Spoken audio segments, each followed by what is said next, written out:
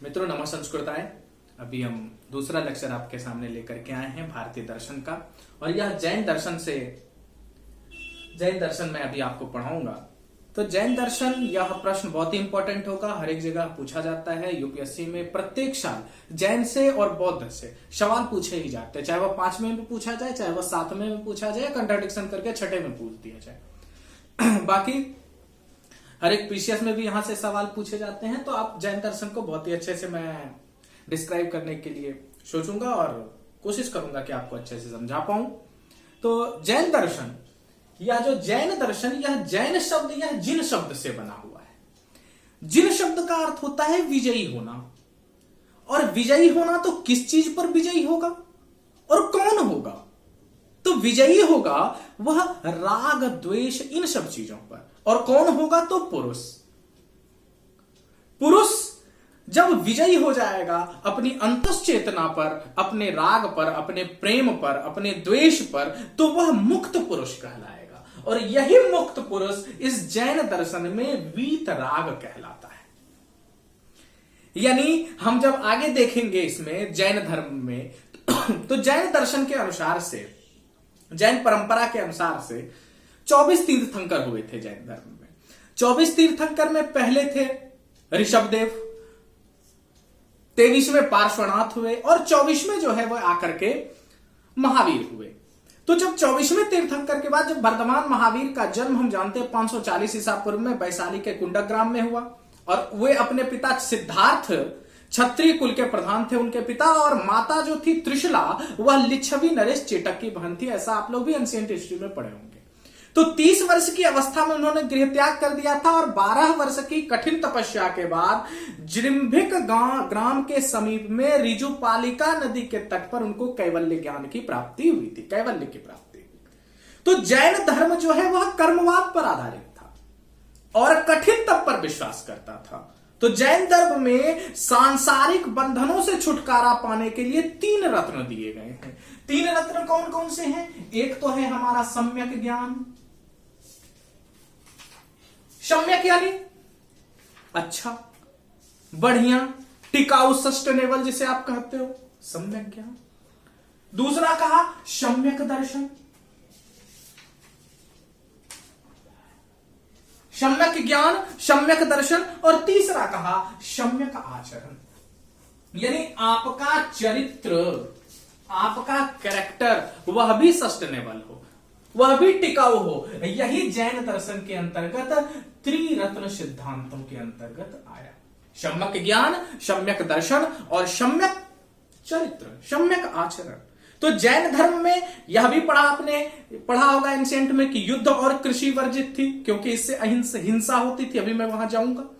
जैन धर्म पुनर्जन्म में विश्वास करता था, जबकि बौद्ध पुनर्जन्म में विश्वास नहीं करता, लेकिन जैन धर्म पुनर्जन्म में विश्वास करता। और 468 ईसा पूर्व में महावीर का निर्माण हुआ था राजगीर के समीप पावापुरी में। तो जैन दर्शन यानी पहले तीर्थंकर, तो जैन दर्शन में पंच महाव्रत पर विशेष बल दिया गया है। पंच महाव्रत पर विशेष बल दिया गया है, यानी पंच महाव्रत में क्या? पहला अहिंसा। अहिंसा यानी हिंसा ना करना। तो इस अहिंसा पर कई लोगों ने विचार विमर्श किया। आपको भी प्रश्न में पूछा जाए कि पंच महाव्रत पर प्रकाश डालें, तो आप उनसे रिलेटेड हमेशा उन चीजों को लिखेंगे जहां जहां से अहिंसा के बारे में आपको ज्ञान प्राप्त होता हो, अहिंसा के बारे में चीजें प्राप्त हो, अहिंसा के बारे में चीजें मिले। तो अहिंसा सिर्फ आदर्श नहीं है, यह मानव जीवन का प्राकृतिक नियम है। अहिंसा के पूर्ण पालन के लिए सबसे पहली बात तो ईश्वर में अटूट विश्वास जरूरी है। यह मैं नहीं कहता, यह महात्मा गांधी कहते हैं। और महात्मा गांधी ने यह भी कहा कि अहिंसा व्यवहारिक नहीं है, बल्कि वह एकमात्र व्यवहारिक मार्ग है। तो गांधी जी की अहिंसा जैनों की अहिंसा के तुलना में थोड़ी लचीली है और व्यवहारिक है, क्योंकि जैन में तो युद्ध और कृषि दोनों वर्जित कर दी गई है। अब कृषि नहीं होगी तो खाएंगे क्या? यानी जन्म लिए हैं, जब तक जिंदा हैं ठीक है, बिना खाए पिए, उसके बाद मर जाए। अगर सब लोग जैन धर्म ही मानने लगे तो कहने का अर्थ तो जैन दर्शन से वही है। लेकिन गांधी जी ने थोड़ा लचीला बनाया इस अहिंसा को। उन्होंने खुद स्पष्ट किया कि किन परिस्थितियों में अहिंसा के नियम का उल्लंघन किया जाना उचित है। यानी पहला नियम बताया कि अगर कोई प्राणी असहनीय दर्द झेल रहा हो और उसकी मुक्ति का कोई और रास्ता ना हो तो उसके जीवन को समाप्त कर देना ही उचित है। लेकिन ऐसा सिर्फ उस प्राणी के हित में किया जाए, किसी अन्य के हित में नहीं। ऐसा नहीं कि कोई और सोचे और कोई और बोल दे तो आप वह कार्य करना चालू कर दें, ऐसा नहीं किया जाना चाहिए। और दूसरी बात यह भी बताएगी कि किसी प्राणी के नैतिक और आध्यात्मिक या भौतिक विकास के लिए उसे कष्ट पहुंचाना अहिंसा का उल्लंघन नहीं होगा। यह है अहिंसा। दूसरा है सत्य। सत्य क्या है? सत्य के अलग अलग प्रकार हैं। सत्य के अलग अलग संदर्भों में, अलग अलग सिद्धांतों में सर्वथा भिन्न भिन्न अर्थ रखता है यह सत्य। यानी सत्य का जो शाब्दिक अर्थ होता है वह है सतेहितम। सतेहितम, सतेहितम, सतेहितम का अर्थ है कि सभी का कल्याण। सतेहितम यानी सभी का कल्याण हो, सभी का कल्याण। और इस कल्याण की भावना को हृदय में बसाकर ही व्यक्ति सत्य बोल सकता है। तो एक सत्यवादी व्यक्ति की पहचान यह है कि वह वर्तमान, भूत, भविष्य के बारे में विचार किए बिना अपनी बात पर दृढ़ रहता है। तो मानव स्वभाव की सत्य के प्रति अगाध श्रद्धा है और झूठ के प्रति गुस्से के भाव आते हैं। अगर कोई व्यक्ति आपसे झूठ बोलना चालू कर दे तो सत्य जो है इस संसार में बड़ी शक्ति है, बहुत बड़ी शक्ति है। सत्य के बारे में व्यवहारिक बात तो आपने सुना है कि सत्य परेशान हो सकता है मगर पराजित नहीं हो सकता, और सही भी बात है यह। तो भारत में कई सत्यवादी विभूतियां भी हुई हैं जिनकी दुहाई आज भी दी जाती है। राजा हरिश्चंद्र का नाम जानते हैं, एक सत्यवीर तेजाजी महाराज थे। तो कई सिद्धांत आए सत्य के बारे में, जैन दर्शन से भी रिलेटेड और बाद में भी, जिसमें कोरस्पोंडेंसी थ्योरी है, जिसे आप अनुरूपता का सिद्धांत कहते हैं, कोहेरेंस थ्योरी ऑफ ट्रूथ है, अविरोध का सिद्धांत है, व्यवहारवाद आया सत्य के अंतर्गत जिसे प्रैग्मेटिज्म कहा जाता है। तो यह सब चीज आपको जानने की जरूरत नहीं है। तो सत्य के बारे में, और गांधी जी ने भी सत्य का जो है वह सत्य शब्द का प्रयोग दो अर्थों में किया। एक तो सत्य को कहा सीमित, सत्य के दो अर्थ बताए, एक तो सीमित और दूसरा व्यापक। सत्य माने सीमित और व्यापक। व्यापक अर्थ में सत्य और ईश्वर दोनों समानांतर है, दोनों समानार्थक है, सत्य भी और ईश्वर भी। और ईश्वर में निष्ठा रखते हुए नैतिक जीवन जीना सत्यपूर्ण जीवन है। और सीमित रूप में सत्य का क्या अर्थ है?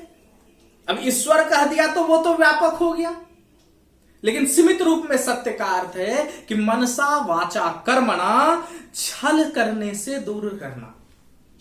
यानी मन से, वचन से, कर्म से हमेशा छल से दूर रहे। यह सीमित रूप में सत्य का प्रयोग बताया है गांधी जी ने। तीसरा अस्तेय। अस्तेय यानी चोरी ना करना। यानी चोरी ना करने का मतलब यानी कि चलो किसी का चुरा लेते, सिर्फ एक भाव में नहीं, दूसरा भाव यह भी है अस्तेय का कि किसी को ऐसी वस्तु से वंचित नहीं करना जिस पर वस्तुतः उसका अधिकार है। और चौथा है अपरिग्रह। अपरिग्रह यानी धन का एकत्रण न करना, धन को एकीकृत न करना, एक जगह पर नहीं रखना। यानी निरंतर श्रम करते हुए ही किसी से कुछ लेना, समाज से कुछ लेना। अगर श्रम नहीं किए तो समाज से हमें लेने का कोई अधिकार नहीं है। बिना श्रम किए किसी चीज पर हक न जताना, यह भी अपरिग्रह बताता है। और ब्रह्मचर्य, ब्रह्मचर्य के दो भाग हो जाते हैं। एक तो सबसे पहला अलग अलग ऐसे आप कर दे ब्रह्मचर्य को, तो सबसे पहला एक ब्रह्म, ब्रह्म का मतलब वेद, और चर्य मतलब अध्ययन करना, यानी वेदों का अध्ययन करना। और दूसरा ब्रह्म का अर्थ वीर्य, और चर्य मतलब रक्षा करना, यानी अपने वीर्य, अपने स्पर्म की रक्षा करना। यानी तामसिक भोजन ना करना, कामोत्तेजक दृश्यों, ध्वनियों व गंधों से हमेशा बचते रहना, यह ब्रह्मचर्य बताता है। पवित्र विचारों का चिंतन मनन करते रहना, ईश्वर की उपासना करना, स्वाध्याय समाज सेवा में सक्रिय रहना, यह ब्रह्मचर्य बताता है। ब्रह्मचर्य पर और हम देखेंगे जब क्वेश्चन नंबर 6 में, ये तो हमारा टॉपिक ही है ब्रह्मचर्य आश्रम व्यवस्था में, यह भी वहां पर देखेंगे जाकर के। तो यह पंच महाव्रत है। और इस पंच महाव्रत देखिए, 4 तो हमारे पहले के तीर्थंकरों ने दिया था, जिसमें पार्श्वनाथ ने 4 दिया था, लेकिन 5वां जो यह ब्रह्मचर्य है, यह ब्रह्मचर्य हम तो जानते हैं कि महावीर ने दिया था, और महावीर ने ब्रह्मचर्य जोड़ा, यह 5वां व्रत। और इसके बाद ही, यह ब्रह्मचर्य के बाद ही कहा गया कि इसके बाद ही कर्मों का बंधन समाप्त होता है और जीव जो है वह अनंत चतुष्टय को प्राप्त करता है। अनंत चतुष्टय यानी, अनंत चतुष्टय मतलब चतुष्टय माने 4, अनंत माने इन्फिनाइट। क्या अनंत चतुष्टय? अनंत ज्ञान, ज्ञान की कोई परिसीमा नहीं रहेगी। अनंत दर्शन, दर्शन की भी कोई परिसीमा नहीं रहेगी। अनंत सुख, सुख की भी परिसीमा नहीं रहेगी। और यह तीनों अनंत कब तक के लिए? तो अनंत काल के लिए। यही चीजें कहलाएगी अनंत चतुष्टय, यानी अनंत ज्ञान, अनंत दर्शन, अनंत सुख। ज्ञान कैसा? अनंत। दर्शन कैसा? अनंत। सुख कैसा? अनंत। कब तक के लिए? अनंत काल के लिए। यह स्थिति ही जैन दर्शन में कहलाती है अनंत चतुष्टय, और यही स्थिति को जैन दर्शन अंत में कहता है कैवल्य की प्राप्ति।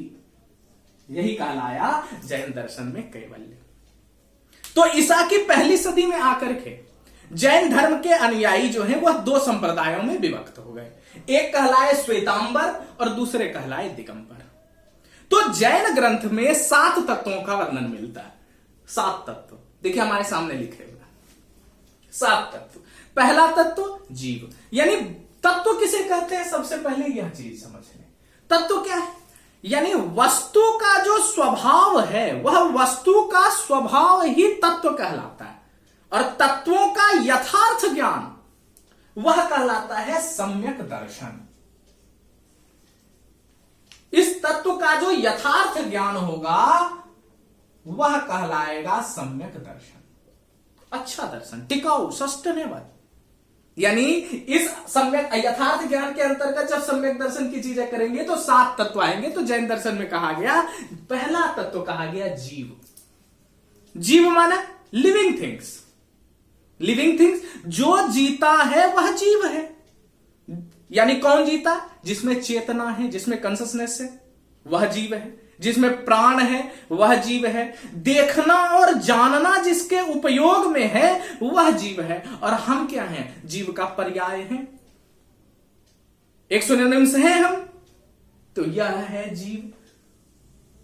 और दर्शन में जीव माना आत्मा, और दूसरा अजीव, यानी जीव के अलावा हम जो भी पदार्थ देखते हैं वह सारा का सारा अजीव है। यहां अपने बायोलॉजिकल थ्योरी को थोड़ा सा जो है वह अलग करके चलेंगे, क्योंकि हम फिलोसॉफी पढ़ रहे हैं। तो जीव के अलावा हम जो भी पदार्थ देखते हैं वह अजीब है। और अपना शरीर जो है, यह शरीर भी अजीब है। और इसी अपने शरीर को इस दर्शन में नाम दिया गया है पुद्गल। यह अजीब शरीर जो है यही कहलाता है इस दर्शन में पुद्गल। आश्रम, तीसरा आता है आश्रम। आश्रम का मतलब, आश्रम यानी बहना। आश्रम का सिंपल सा जो यह होता है वह होता है बहना। बहना यानी फ्लो होगा इसके अंतर्गत। किस चीज का फ्लो होगा? तो इसके अंतर्गत कर्म का फ्लो होगा। किस चीज का फ्लो होगा? कर्म का। अब देखिए, आश्रम, यह आश्रम है कर्म का जीव की ओर प्रवाह। यानी यह कर्म जो है जब जीव की ओर जाएगा, वो कर्म ही है जिसके कारण हम संसार में भटक रहे हैं। और आश्रम जो है यह हर समय चलते रहता है, यानी कर्म का जीव की ओर जो प्रवाह है यह हमेशा चलते रहता है। आश्रम हर समय होता है, और जिस वक्त यह 1 सेकंड के लिए भी यह आश्रम रुक गया, हम भगवान बन जाएंगे।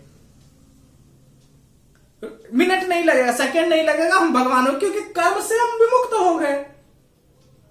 और चौथा है बंध। बंध यानी जब यह कर्म आत्मा के साथ आकर के जुड़ता है तो यह कहलाता है बंध। यह कर्म आत्मा के साथ जुड़ जाएगा, यह कहलाएगा बंध। और शवर, छठा पांचवा आता है सवर। सवर यानी आश्रव के निरोध की प्रक्रिया है यह सवर। यह जो आश्रव है, इस आश्रव के निरोध की प्रक्रिया है, यानी इस आश्रव को समाप्त करना, यानी कर्म का जीव की ओर जो प्रवाह हो रहा है, उस प्रवाह को, कर्म के प्रवाह को रोकना ही कहलाता है आश्रव, सवर। तो जो कर्म पहले से है, उसके अलावा नए कर्मों को आने से हम जब रोकते हैं तो वह प्रक्रिया कहलाती है सवर। यानी अब कोई भी नया कर्म नहीं आ रहा, और लेकिन नया कर्म नहीं आ रहा, यह चीज तो मैंने देखा, लेकिन आत्मा में तो कर्म आकर के बंध गया है।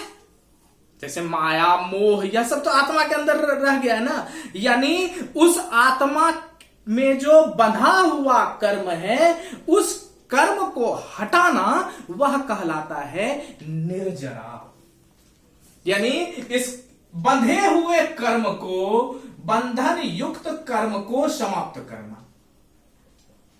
यह प्रक्रिया कहलाती है निर्जरा। चाहे उसे आप तप करके हटाएं, चाहे व्रत करके हटाएं, उपवास करके हटाएं, अनेक चीजों से अपने मन को शांत करते हैं कि माया, मोह या ईर्ष्या, द्वेष, घृणा, प्रेम, अनुराग, विराग, वियोग, संयोग, हर एक चीजों को हटाना जो बंधा हुआ कर्म है हमारे अंदर, वह कहलाता है निर्जरा। और इसके बाद ही मनुष्य जो है वह मोक्ष की प्राप्ति पर पहुंचता है। तो यानी कहने का मतलब यह है कि तो हम 7 तत्व देखे यहां पर। अब एक चीज देख लें, मैं समझाता हूं एक कहानी के माध्यम से आपको, कि मान लें कि हम एक नाव में बैठे हैं। हम एक नाव में बैठे हैं, और नाव क्या है, जीव है या अजीव है? हम एक नाव में बैठे हैं और नाव जो है वह जीव है या अजीव है? तो हम तो जीव हो गए, और जीव को छोड़ करके बाकी जितनी भी चीजें हैं वह अजीव हो गई। नाव चल रही है पानी में,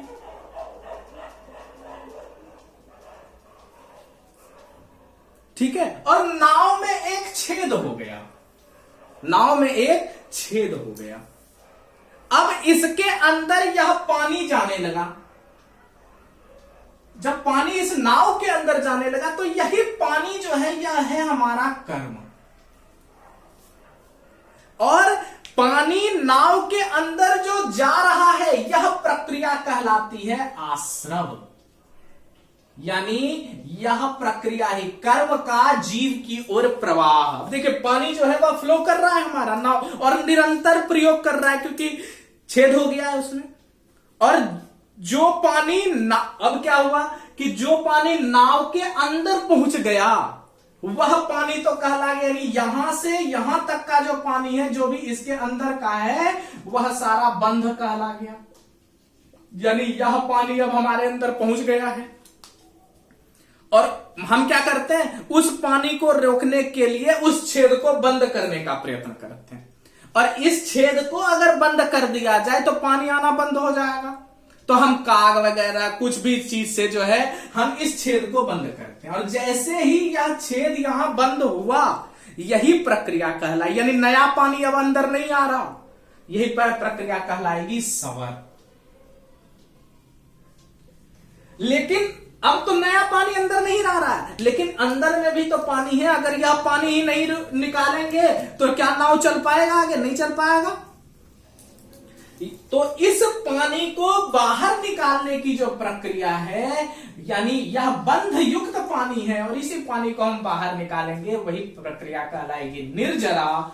और निर्जरा के बाद अब पानी, बाहर से पानी अंदर नहीं आ रहा था, लेकिन अंदर वाले पानी को हमने निर्जरा की प्रक्रिया से बाहर निकाल दिया। और जब सारा पानी नाव से निकल गया, तो नाव जो है वह नदी पार कर लेगी और अपने गंतव्य स्थान पर पहुंच जाएगी, और वही प्रक्रिया कहलाएगी मोक्ष। यानी कुल 7 तत्वों का जो जैन दर्शन के अंतर्गत स्थान दिया गया है। हम देखें कि पहला चीज तो हमने जैन दर्शन को समझा, फिर पंच महाव्रत के बारे में जाना, और 7 तत्वों के बारे में जाना। और मुझे लगता है कि जो है वीडियो जो है 20 मिनट के लगभग का हो रहा है, तो मुझे लगता है कि फिर मैं इस लेक्चर को समाप्त करूंगा और आने वाले लेक्चर में मैं आपको जैन दर्शन के अनेकांतवाद, सत्यादवाद और थोड़े तत्व मीमांसा वगैरह की चर्चा करके जैन दर्शन को समाप्त कर दूंगा अगले लेक्चर में। हमारे साथ बने रहिए, घर पे रहिए, सुरक्षित रहिए और हार्ड वर्क करिए। बहुत बहुत धन्यवाद।